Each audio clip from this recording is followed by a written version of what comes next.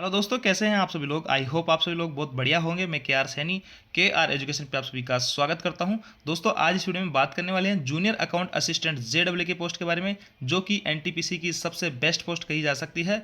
और ये पोस्ट जो है एनटीपीसी की क्यों बेस्ट है, इसमें क्या क्या खूबियां हैं, सारा कुछ इस वीडियो में बात करेंगे।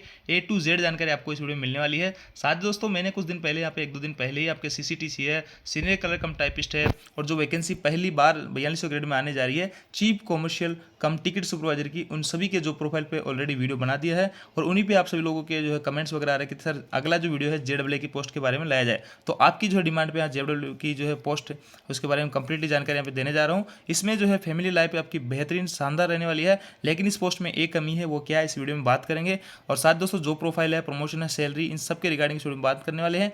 वीडियो काफ़ी इन्फॉर्मेटिव होने वाला है और आपको जेडब्ल्यू के बारे में ए टू जेड जानकारी इस वीडियो में मिलने वाली है। तो जेडब्ल्यू जिन जिन का भी सपना है वो इस वीडियो को कंप्लीट जरूर देखिएगा। बहुत ही शानदार ये पोस्ट यहाँ पे रहने वाली है। अब देखिए, जेडब्ल्यू के बारे में अपन जो इस वीडियो में बात करेंगे, सिलेक्शन प्रोसेस पे, qualification, age, trading, posting, duty, timing, जो profile, work, promotion, salary allowances, और आपको सैलरी स्लिप भी दिखाई जाएगी जून 2024 की। लीव है, ट्रांसफर है, फैसिलिटीज़ है, एडवांटेज और डिसएडवांटेज इस पोस्ट के क्या है। वैसे मैं आपको क्लियर कर देता हूँ कि डिसएडवांटेज इस पोस्ट के बहुत ही कम है और एडवांटेज बहुत शानदार इसमें रहने वाले हैं।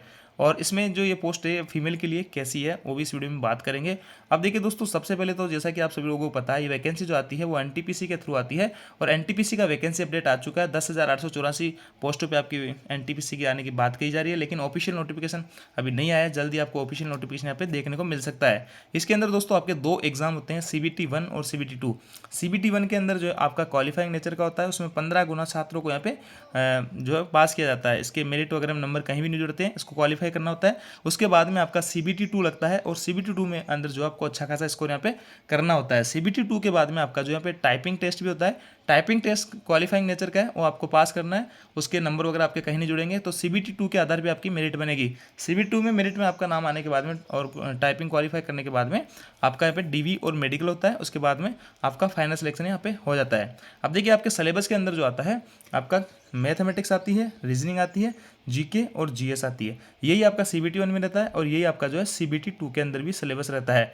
तो इसकी तैयारी के लिए दोस्तों यहाँ पे किरण पब्लिकेशन की कुछ बुक्स हैं, उनको आप प्रिपेयर कर सकते हैं। देखिए, प्रीवियस ईयर के क्वेश्चन पेपर जो सीबीटी 1 के थे 1 से 60 तक के, ये वॉल्यूम फर्स्ट में यहाँ पे मिलने वाले हैं आपको।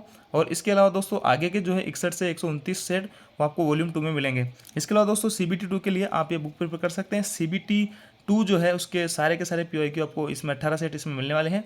और जीके जीएस जो है प्रीवियस ईयर के सारे आपको एक जगह इस बुक में यहाँ पे मिलने वाले हैं। इसमें 3790 प्लस क्वेश्चन है। 2024 के न्यू एडिशन है तीनों बुक। तो ये जो है यहाँ से आपको पीवाईक्यू जो प्रीवियस ईयर के क्वेश्चन पेपर है सीबीटी 1 के, वो सारे के सारे यहाँ पे एक जगह मिल जाएंगे। और इन सब के जो है सोल्यूशन डिटेल से दिए हैं, हिंदी और इंग्लिश दोनों ही मीडियम में ये बुक अवेलेबल है। इसके अलावा दोस्तों जनरल मैथ जो होती है, जो कि रेलवे के किसी भी एग्जाम की आप तैयारी करो जिसमें काम आती है, इसके लिए आप ये बुक प्रेफर कर सकते हैं रीजनिंग के लिए।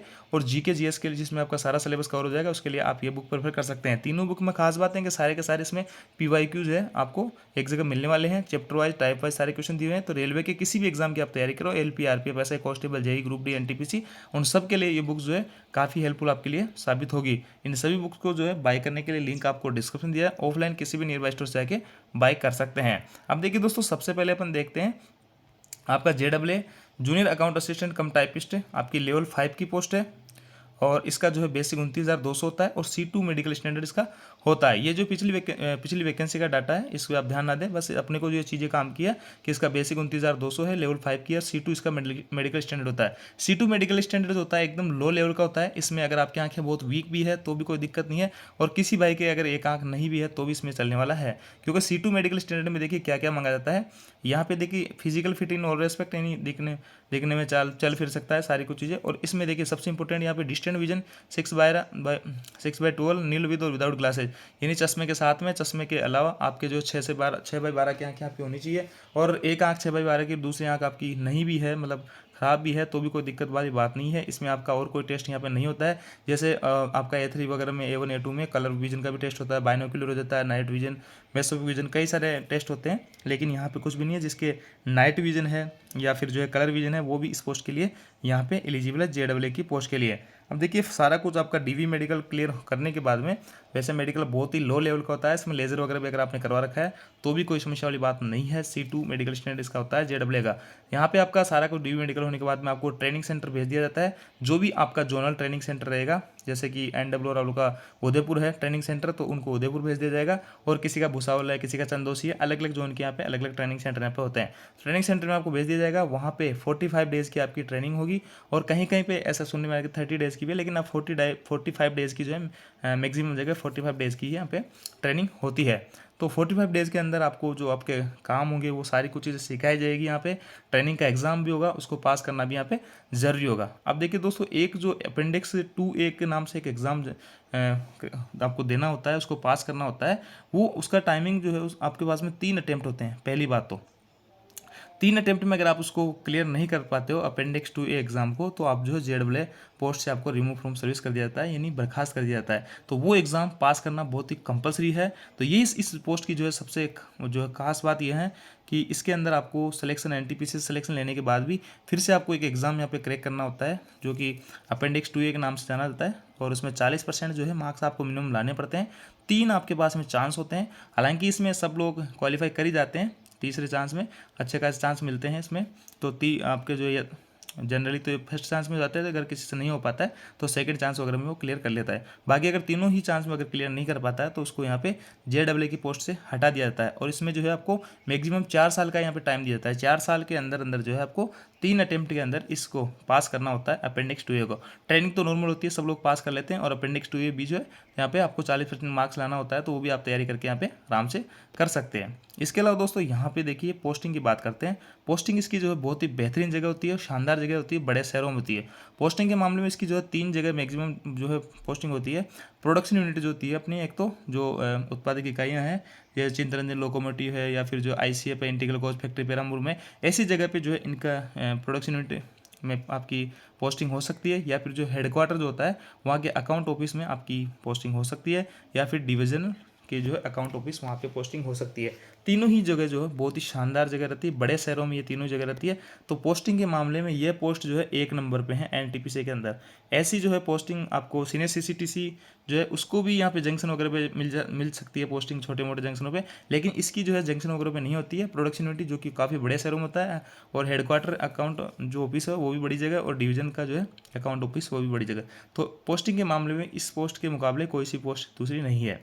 आगे बात करें दोस्तों जॉब प्रोफाइल के अंदर, तो देखिए यहाँ पे जॉब प्रोफाइल में कर्मचारी की सैलरी और पेंशन वगैरह को देखना होता है। जैसे कि आपका जो पे कलर वगैरह होता है वो सैलरी वगैरह बना के सारी कुछ कितनी बन रही है, कितना OTT है, सारा कुछ बना के और बिल का भुगतान करने के लिए इनके पास में भेज देते हैं। फाइनलाइज जो करते हैं उस सैलरी को क्रॉस चेक करके यही करते हैं अकाउंट ऑफिस वाले, JAA आपका जूनियर अकाउंट असिस्टेंट वाले। ये अकाउंट ऑफिस की अकाउंट डिपार्टमेंट के अंदर आती है पोस्ट। और रेलवे के जो कंस्ट्रक्शन के हैं, कंस्ट्रक्शन के जितने भी काम है उनके बिलों का भुगतान करना।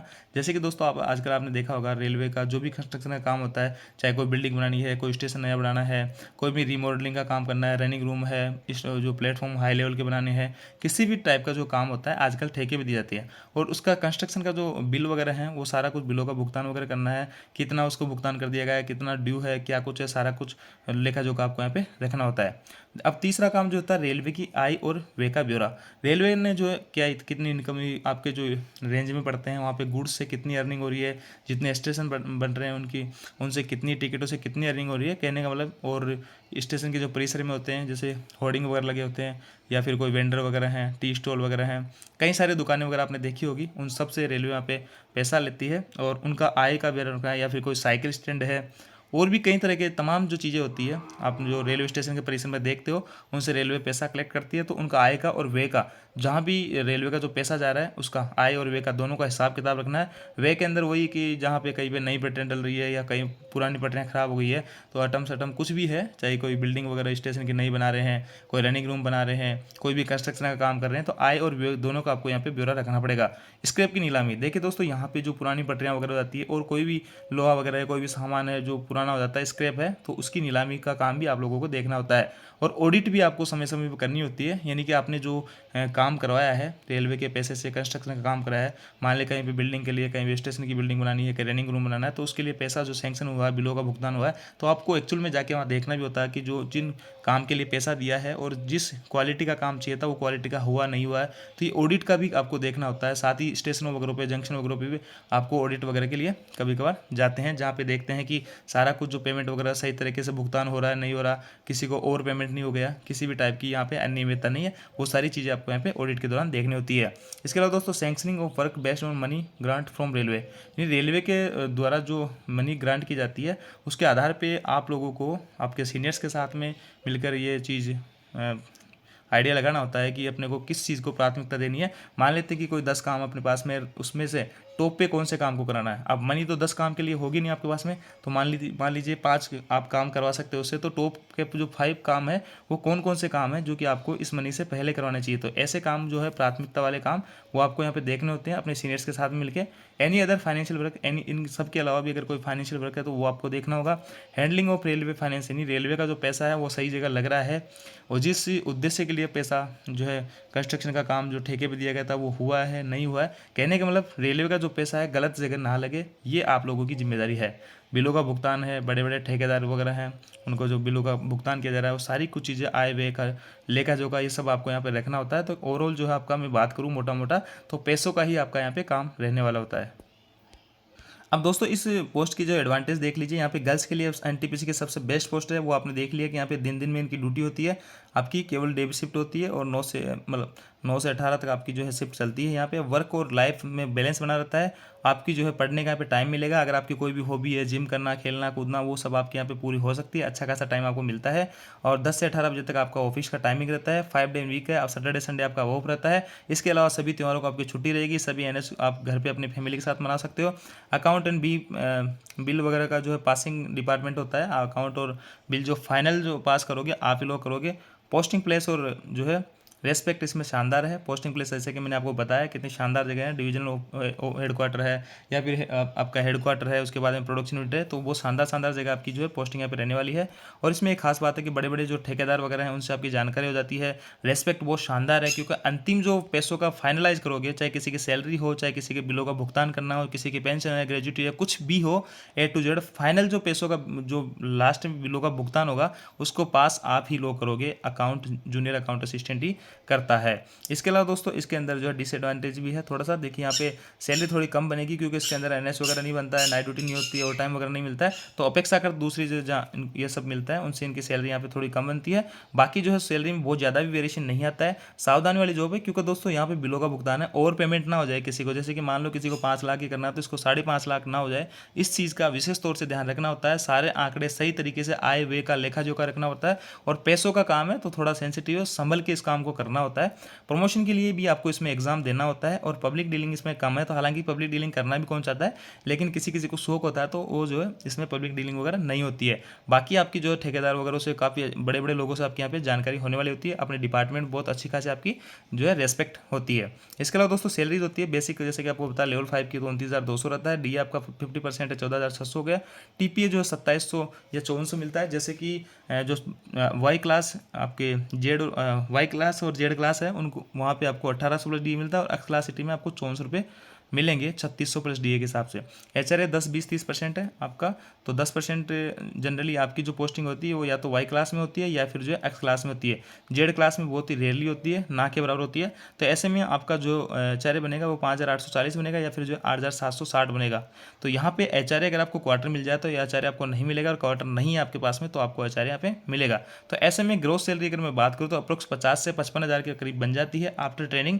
ट्रेनिंग में आपको जो है बेसिक और डीए ही दिया जाएगा और आपके दोस्तों एनपीएस में भी कटौती होगी, बेसिक और डीए का 10% यहाँ पे काट लिया जाता है। तो नेट इन हैंड जो सैलरी बनेगी आपकी इनिशियल 45 से 50,000 बनेगी अभी वर्तमान में, अगर कोई जेडब्ल्यू लगता है तो। अब जैसे कि आपकी भर्ती चल रही है 1-2 साल डिले हो जाएगी तो 2 साल बाद में अगर करते हो तो वहाँ पे डीए वगैरह बढ़ जाएगा, तो ऐसे में आपकी सैलरी वहाँ पे हो सकता है आपकी 55 से 60,000 के करीब पहुँच जाए। तो ऐसे में ये सैलरी आपकी यहाँ पे रहने वाली होती है। और देखिए यहाँ पे मैं आपको एक लेटेस्ट सैलरी स्लिप दिखा देता हूँ, ये जेडब्ल्यू है और इनकी जो ग्रोथ सैलरी बनी है देखिए 51,660 रुपये बनी है। ये आपका एरियर वगैरह है एचआरए वगैरह के 4-5 महीने का जो डीए लागू हुआ था 50% और बेसिक डीए, और यहाँ पे आपका ट्रांसपोर्ट अलाउंस है 2700 रुपये और कंटेंट अलाउंस भी यहाँ पे मिला 155 रुपये। तो मोटा मोटा आपको बेसिक डीए टीपीए और एचआरए यहाँ पे मिलता है और ये इनकी कटौतियाँ हुई है कुल कटौतियाँ, इनमें इन्होंने लोन वगैरह कुछ ले रखा है और ये जो बैंक होते हैं रेलवे के उनमें कटौती कराते हैं। रेलवे इंश्योरेंस स्कीम है और आपका न्यू पेंशन स्कीम 4380। तो कटौतियाँ होने के बाद में नेट पे जो इनका बन के आ रहा है 43,289 बन के आ रहा है, JEE की पोस्ट है। तो इसके अंदर प्रमोशन की बात कर लेते हैं दोस्तों। प्रमोशन के अंदर जो है आप JEE में 2800 ग्रेड में यहाँ पे पोस्टिंग आपकी होगी। उसके बाद में आपका 4200 में 3-4 साल में बाद में अकाउंट असिस्टेंट आपको बन जाओगे और उसके बाद में दोस्तों 4600 भी आपको मिल जाएगा, यानी 4600 तक आपको बिना एग्जाम दिए जा सकते हैं। अब 4800 ग्रेड की पोस्ट पे आपको जाना है SSO के लिए, तो उसके लिए आपको यहाँ पे डिपार्टमेंटल एग्जाम देना पड़ेगा। यही इस पोस्ट में कमी है दोस्तों। सीनियर क्लर्क कम टाइपिस्ट में आप 4800-5400 तक अपग्रेडेशन पॉलिसी आने के बाद में बिना एग्जाम दिए जा सकते हो, लेकिन यहाँ पे आपको 4800 पे जाने के लिए भी एग्जाम देना पड़ेगा और इसके लिए आपको अकाउंट असिस्टेंट के रूप में 5 साल की जो है सर्विस यहाँ पे पूरी करनी होगी। तभी आप जो अपेंडिक्स 3A के नाम से एग्जाम आता है वो आपको क्रैक करना होता है और उसके थ्रू आप SSO पे चले जाओगे और SSO के बाद में आपको 4800-5400 तक बिना किसी एग्जाम दिए पहुंच जाओगे। MSc के अंदर मिला करेगा वो और ये आपकी पोस्ट यही SSO रहेगी। अब दोस्तों आपको गजिटेड ADFM की पोस्ट पे जाना है, तो इसके लिए आपको LDC का एग्जाम देना पड़ेगा, जो कि 1-2 पोस्ट आती है 2-3 साल से, उसमें बहुत ही ज़्यादा कंपटीशन होता है। तो उस पर ADFM बनने के बाद में आप गजिटेड पोस्ट 54 ग्रेड पर पहुंच जाते हो और उसके बाद में DFM और सीनियर DFM तक पहुंच जाते हो, जो कि डिवीजन लेवल का फाइनेंशियल मैनेजर बड़ा अधिकारी होता है आपका अकाउंट का। तो इस प्रकार यहाँ इसमें ये प्रमोशन रहने वाले हैं। तो यहाँ पे आपने देखा कि अकाउंट असिस्टेंट तक आप 4600 तक बिना एग्जाम दिए पहुँच जाओगे और SSO बनना है तो आपको अपेंडिक्स 3A वाला एग्जाम देना है और 5400 तक पहुँच जाओगे उसके थ्रू। और आपको अगर गजिटेड पे जाना है तो LDC का एग्जाम देके आपको ADFM का एग्जाम लगेगा। ADFM से आप DFM बनोगे। DFM और ADFM का सीनियर DFM का जो है एग्जाम डायरेक्ट नहीं होता है, ये इसके प्रमोशन से ही बनते हैं। तो यहाँ पे ADFM बन जाओगे, उसके बाद में ये प्रमोशन से 4-5 साल में आप जो है सीनियर DFM तक यहाँ पर पहुँच जाओगे। तो ये इसमें प्रमोशन रहने वाला है और फैमिली लाइफ बहुत ही शानदार है और लड़कियों के लिए बहुत अच्छी जॉब है। तो ये सब मैंने इसमें डिटेल से आपको बताने की कोशिश की है। फिर भी अगर कोई टॉपिक छूट जाता है तो आप कमेंट करके पूछ सकते हैं। आयो दोस्तों, जानकारी आपको अच्छी लगी, वीडियो आपको अच्छी लगी लाइक कीजिए, दोस्तों के साथ में शेयर जरूर करें। Thank you.